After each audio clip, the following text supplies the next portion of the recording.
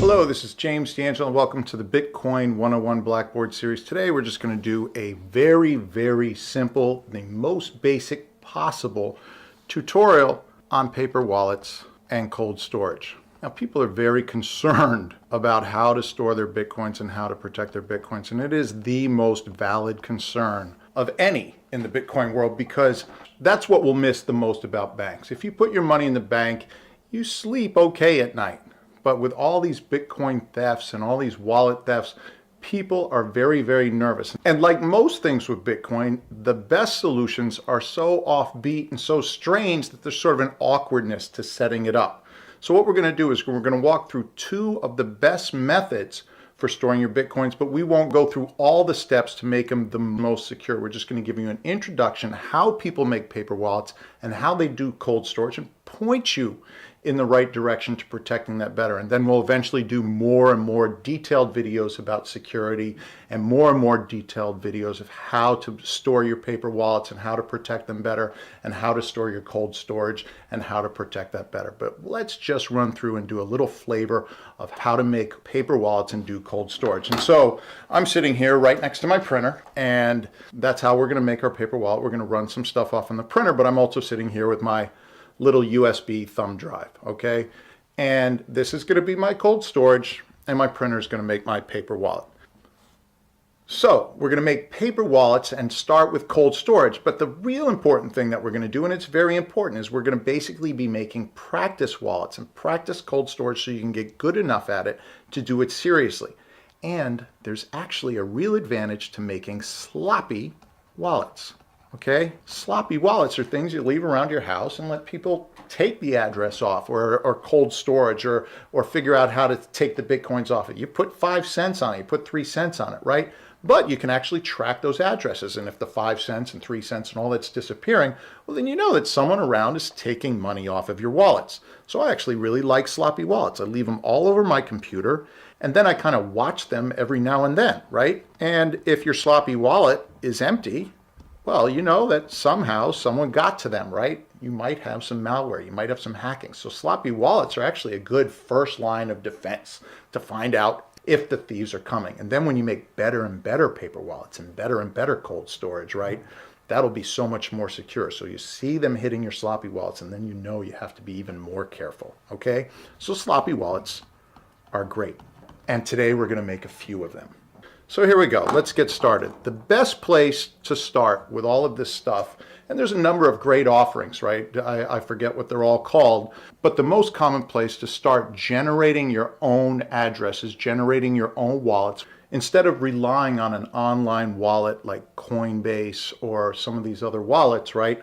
We're gonna actually create our own wallets and keep all the data and information ourselves. Now the danger clearly is if we print that paper wallet and we lose it, well, then we lose our Bitcoins. So when we print a paper wallet, we usually like to make 1 or 2 copies of them and put them in safe places. Remember, if someone stumbles upon your paper wallet or your cold storage and gets access to your private keys, that's as good as giving your money away. So most of this is common sense, and people will be able to extrapolate how to better protect their Bitcoins after watching this video. But our favorite place to start is bitaddress.org, and it comes right up. Now, as the web page is opening, it's going to ask you to kind of move your mouse around a little bit to add some randomness. And it's actually calculating and seeding the random number generator with your mouse movements. And then the page comes up and bang, you have a brand new Bitcoin wallet. And we'll open the page here a little bit so we can see it. Okay, and this wallet has 2 sides. The share side over here, that's your public key, that's your public address. You can give this key or this address to anyone and they can send money to you. This address doesn't allow anyone to take money out. It only is one way. It allows money to go in. It can also be used by anyone to check the account balance. So if you go to blockchain.info, right, which we'll also open up for this tutorial, and is one of the best sites for Bitcoin because it has so much information and so many tools, you can go to blockchain.info, and in their search window, well, you can put in, and in that search window, you can paste in that address and hit search, and it'll tell you everything about that account. Well, hopefully BitAddress has done a good job and given you a brand new address, so it should say something like this. No transactions found for this address. It has probably not been used on the network before. But we could also put in another address. I can put in the donation address for our channel here, World Bitcoin Network, and you can see all the transactions that have happened. We don't get a ton of donations, but we get some rather nice ones. And you can see exactly when they came in and how much they were for. Okay, so I'm gonna just stretch this window out so I can get the search window up there, and then I'm gonna paste in the donation address for World Bitcoin Network. And as soon as you hit return, it brings up all the transactions that have ever happened on this particular address. And here they are. Okay, so total received at this point is $5,187.69, and the final balance is 23.19. So all the money's been taken out and moved around. Okay, and this is actually an address that I have through Coinbase. So Coinbase plays a lot of games with your Bitcoins, right? They move them all over the place to protect them, this and that. But we haven't even pulled any of our Bitcoins out. It just moves them to different spots on Coinbase. And you can see every single transaction that's ever been made, and you can see the donations that we've gotten. And we've gotten recently some really nice donations. We don't know who these people are, but what a nice donation. 245 bucks. It was around 170 bucks a week ago when the donation came in. And we've gotten a few of those. Okay, but you can see all of that right here on blockchain.info for any Bitcoin address. All right, so let's go back to bitaddress.org, and these are really the two websites that we're going to be using to do all of this stuff today. So what bitaddress.org is, it's a bit of open source code that generates Bitcoin addresses, and it generates them in sort of different ways. You have a paper wallet option for you to print, you have bulk wallet, brain wallet, vanity wallet, wallet details, and we'll go into all of those in other videos. Today we're just going to stay on this single wallet page, okay? And what BitAddress claims to do, and we've looked through the code, so they're really doing it, is that they generate a fresh address for you and a fresh private key. And we haven't yet spoken about the private key. But the private key is very, very sensitive. If you have any real money, you don't want to show off the private key. So we've got this private key sitting right here, and this private key is probably going to be checked by some people when they see this video to see if there's money in here. And maybe we'll put in $1 or $2 just to see if people are watching the video and pulling the money off. But here's the private key. You don't want to let anyone see this. Anyone who sees this private key or gets a hold of this private key can pull all the money out of this public address. Okay, so this is secret and this is private, right? Banks don't act like this. They never give you something that's so sensitive, right? If you forget your password at your bank or if you forget your ID, they'll kind of work it out and decide whether to give you funds. It's sort of a human interface. Bitcoin is just completely amoral, right? If some thief gets a hold of this private key and takes out the funds, no one at no bank is going to stop them. Bitcoin just gives them the funds, okay? So you have to be very, very careful, 10 times more careful with your money than you've ever been. Bitcoin does a lot of things very, very well, but individual security is not one of them. You have to take the entire responsibility for security onto your own shoulders. Everything else is kind of nice. It's kind of free. It's kind of easy to use. It gives you banking on your phone, gives you trust on your phone, gives you the ability to send money around the world very fast, very cheap. But security, woo, we're going to do lots of videos on this, right? This is a never-ending topic, and it will be a never-ending topic for Bitcoin. There's going to be no solution proposed that's going to make Bitcoin security a lot better than it is now. And right now, it's difficult. You really have to know what you're doing. Okay, so that's really it. You basically now understand how the public address works and the private address. Now, if you lose the public address, well, that's okay, because you can generate it from the private key. The private key really has all the information you need to do something with that account. So the public address and the private key are related mathematically via a one-way function. So you can just plug your private key into a function generator that will always generate the same public address, right? And they even have that function right here in bitaddress.org. You can go into wallet details. I'm going to copy this. Go into wallet details, and it asks you, enter your private key, and you can paste it there, and it will bring up the same public address every time. Okay, so all you need is the private key. If you're really just going to store one thing, just store your private key. Don't just store your public address because you'll have no way of accessing those funds. Okay, so we've been blabbing a little bit, but let's move forward. Let's create a paper wallet. Okay, so let's go back to single wallet, and you'll see this button right here. You can click and generate a new address, right? And we've talked in other videos, there are cajillion, quadrillion, zabillion different addresses in Bitcoin. So many that the odds of you ever generating two of the same ones is almost zero. Okay, so it's unlikely that if you clicked here all day and clicked this generate new address, that you would ever in your lifetime generate the same one. And that's how Bitcoin network is protected, by the sort of actuary thing of big, big numbers. Numbers so big that no humans really ever had to consider them. The amount of addresses, different addresses in the Bitcoin network, are comparable to the amount of atoms in the universe. That's a lot. Okay, so we're just generating some new addresses, and they're private keys. And what we're going to do is we're going to pick one that looks a little fun. Let's see if anything fun comes up. Look at that one. 17 squaw. It's kind of interesting. Okay, I like that. So what we're going to do now, we're going to generate from this combination of private key and public address, we're going to generate a paper wallet. And I do it fairly simply. I actually copy the private key, the part that I'm really concerned with, and then I just do a screen capture of this. Okay? And I take both the private key and the public key, and then I get a little file on my desktop, and I paste the private key into the name. Okay? And then I open that up, and I say print. And up comes my little HP DeskJet printer, and it's kind of rotated nice, so it'll look nice on the page. And I say print. And I'm generating my first paper wallet. Remember, a wallet's just any collection of a private key and a public address. So it's really just a private key. Okay, that's a wallet because you can always generate the public address from the private key. Okay, and this should be printing. And here we go.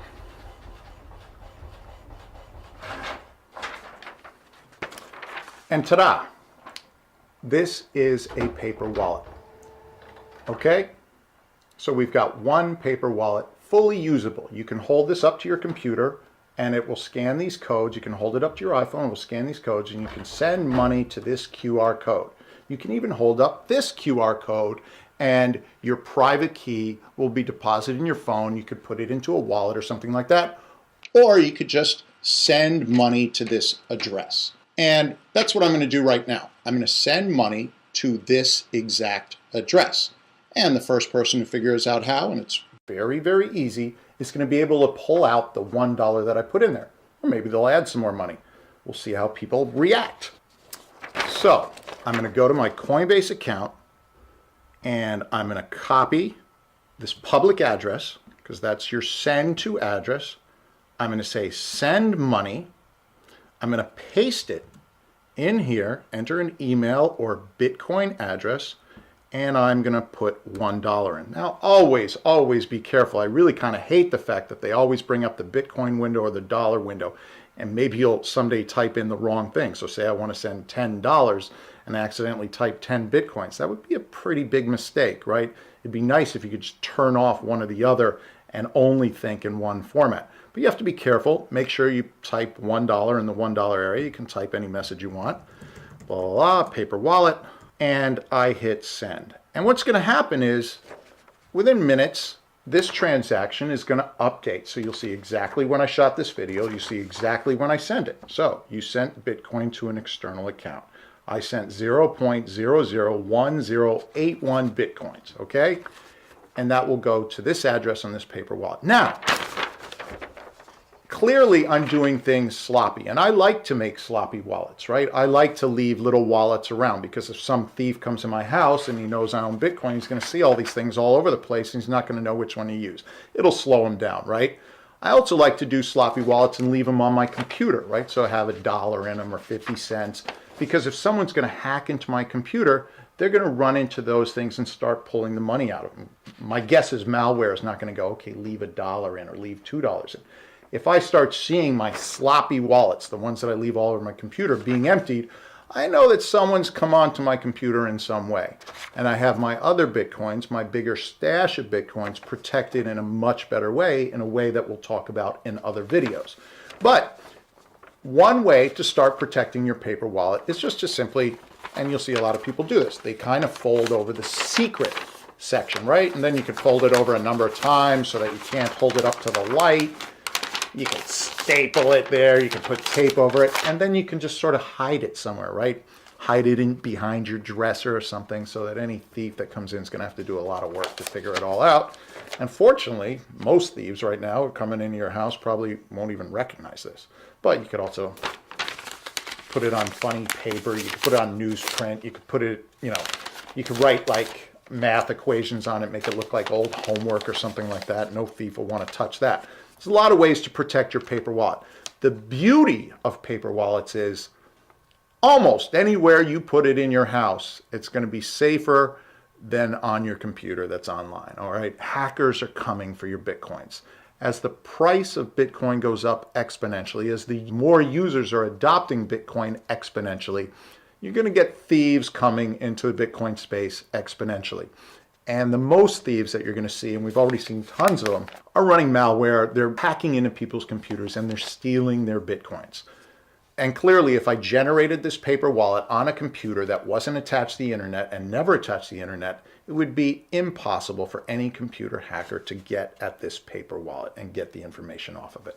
Okay, so that's one thing to start thinking about. I did mine on a computer right now that's attached to the internet, as sloppy as can be. Again, I like sloppy wallets, and that was one of our ideas, to create a sloppy paper wallet. As you start thinking forward, think about doing it on a computer perhaps you gave to your mom that never connects to the internet and can't connect to the internet, right? And then you can download this bit address software, right? And I like bit address because if you say save, right? File, save page as, it'll save it as one file. Very few web pages, if you say save page as, will save as one file. Bitaddress.org wrote the software so it saves as one file. And you can put the Bitaddress software on any USB device or anything. And now you can open it up on your mom's old computer that can't connect to the internet, and you can generate your paper wallets there. They're a lot safer, okay? We're done with paper wallets. Now we're going to move to cold storage. Really the same basic idea. Somehow you've got to put what you put on this paper wallet onto this, okay? And the more secure you do it, the more you do it on computers that aren't connected to the internet, the more secure it will be. So what am I going to do to put this on here? Well, it's pretty simple. I'm just going to take that file that I just printed and I'm going to copy it to this.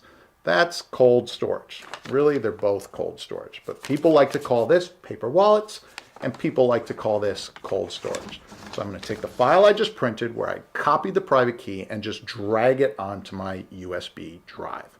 Okay, so I'm going to take the file I just printed and I'm going to copy it onto my USB drive. Now, clearly there's a million ways to be more secure than what I just did. You can encrypt the file that I just printed. You can do other things to protect it. But as soon as I put that file onto this and I erase it from my computer, I'll have created my first level of cold storage. And once again, I'm connected to the internet. This is a sloppy cold storage wallet. But I highly recommend getting started with cold storage and paper wallets with very small amounts of money and very sloppy wallets. And then after the ideas and how to print up your paper wallets and how to do your cold storage sink in, then you're ready to move more and more money over. But you got to really move slow with this stuff because mistakes, right? If you copy the wrong file or you didn't put the private key on there, or if you printed it up wrong, you're going to lose your money, okay? So this video is just an introduction to the ideas. And as you start thinking more and more about how they work, well, then you'll start thinking more and more how to make it more secure. And we'll make more videos on that, but this is just the beginning. So let's go to the desktop. Okay, and there's my file that I printed up and it's got the private key right there. Juicy private key. Maybe I'll put a little money in that and see who takes it off. If they'll tell me they took it off, that'll be fun. But I'm going to put in my USB drive, or my wife's USB drive. And there it is. And now I'm going to take this file and I'm going to copy it here. Boop. Done. Okay, now I'm going to delete this file right here. Boop, gone. And I'll empty my trash. And then I'll eject this. And now I have a copy of that Bitcoin wallet right here. And I could store this, put this away. Ideally, what you'll do is maybe you'll use a few of these, all right? Because what if this gets a little buggy over time, or some water spills on it, or Coke spills on it? What a lot of people do is they start sticking these things into safe deposit boxes. But again, you're going to probably want to encrypt it, right? And my favorite way of doing this is you encrypt your file, right? And you keep the password for the file on here at your house, comfortably, okay? And you leave the encrypted file in your safe deposit box. That way, if you die, right, your family could end up at least getting your Bitcoins, and hopefully you'd be happy about that. But that's just one recommendation, and we'll go over some more of these recommendations later. But we have one copy now of that Bitcoin private key, which is all you really need on this, okay? And if we notice, well, we never got rid of it on the bitaddress.org page, but this is JavaScript. It's all client side, all right? They're not generating these addresses on their server. We've looked at the software pretty heavy, and we'll probably do a video about all the software that's in there. It's all standard stuff. It's long, it's a little confusing, SHA-256, RIPE-MD and all that, but that's the way it is. Now, to get rid of this, I can just press generate new address. Now it's gone, okay? So if you had sent money to it and you hadn't copied it, or you don't have a good copy of it, that money is probably going to be gone forever. So let's just do this all one more time really quick so you can see it all bang, bang, bang, okay? Generate new address. Okay, 19ZXXVT. That's cool to me. Do a screen capture. Okay, make sure you get both the private key and the public key. But I also like to copy the private key here, okay? And there's ways to hide your private key even on your paper wallet using this BIP38 protocol. And we're going to do a video on that. It's genius stuff, okay? But we're going to copy the private key. We're making sloppy wallets today. Copy. Then we're going to go to the desktop. Boom. We're going to see the screen capture that we just did. I'm going to replace the name with my private key. Pretty sloppy wallet, but it's handy. Then I'm going to open it. Drag it down so you can see it, right? Here's my private key. Here's my public address. Here's the private key again. And then I'm going to hit print. And I'm making a brand new paper wallet. Okay, and here's my paper wallet. Here's the public address I can send money to. Here's the private key I want to hide from everybody's eyes on earth. And then you can staple it, tape it, you can hide it behind your dresser, do whatever you want. And now we're going to put that onto cold storage. So we've got the file on your desktop. You insert your USB, wait for it to come up, and then you copy that file over. Okay? Then you delete it off your computer. If you don't delete it off your computer and your computer's connected to the internet, it's not cold storage. That's hot storage. It's warm storage, right? Hackers can get in. So remember, the idea is to take your Bitcoins and put them in a place where no malware can get to, okay? No malware in history can jump off the computer and start grabbing the information off this paper, at least once it's folded. Remember, your cameras and stuff on your computer could see them, okay? Now we'll take out our USB drive and we'll put that in a place where no one can find it or no one can get it. And ideally, make a few of them. Remember, Bitcoin's great because you can back up your money, but Bitcoin's also dangerous because you can back it up. And if you have it in 5 places, well, it gets a little freaky, okay? Okay, so here's the address we just officially put in cold storage, and it will only go in cold storage when I get rid of it on my screen, and I can't go back. And notice you can't hit back in bit address. This is JavaScript, right? It's not going to remember what you've done, okay? So you can generate lots of new addresses, but you can't go back to the ones you just missed. Now, before we go, we're going to do just one thing. I'm going to go to wallet details, and I'm going to go back to our original squaw address because I had copied the private key and it was in memory, okay? So it was unofficially cold storage. And now I'm going to copy that public address, and I'm going to go back to Bitcoin address and see if the money we sent is actually arrived into that address yet. Okay, here we go. So you paste it right in there in the blockchain, and you see if any action has happened at all. Okay, and there it is. There's the transaction I sent to 17 squat, blah, blah, blah. I sent $1, now it's worth 99 cents. I lost a penny. Okay, it's an unconfirmed transaction. We talk about that in other videos. But the beauty is that transaction will be on the blockchain for all of time. So as long as Bitcoin exists, you'll be able to paste this transaction number in, right? This is the transaction number right here, and see the exact time, date, and amount that I sent to this paper wallet that's sitting right here. Where is it? Okay, boom. And there's the private key. Okay? Hope that helps. Hope that gets you started thinking about cold storage and paper wallets. Don't be intimidated by them, but definitely don't start and jump in and go all the way. Don't send 100 Bitcoins to your first paper wallet, okay? Don't put 100 Bitcoins in your first attempt at cold storage. What you want to do is put money in your paper wallets, take money out of your paper wallets, play around with paper wallets for a week or so before you start doing the real serious stuff. And by then, hopefully, we'll have made some more serious videos as well to be able to walk you through the next steps. Okay? So that's it. Sloppy wallets. They're great. Very important to have around. Leave them all over the place, right? Sloppy wallets. Let the burglars come in and have no idea what they're doing, okay? One way to throw off burglars is have 1 billion wallets around. That'll take them a while to just sort them all out. And if you printed up 1 billion wallets, which you can, you still wouldn't have used one of the same addresses that's ever been generated. Phenomenal math that's going on. Okay, please remember to like, subscribe, comment, do all those things that you do. We'll see you at the next video. The next video will move deeper into this world of security. Very, very important stuff with Bitcoin. It's the one place where you're going to feel all on your lonesome, okay? And it is a lonely place. Bitcoin security is a lonely place, and you have to take it serious. See you at the next video.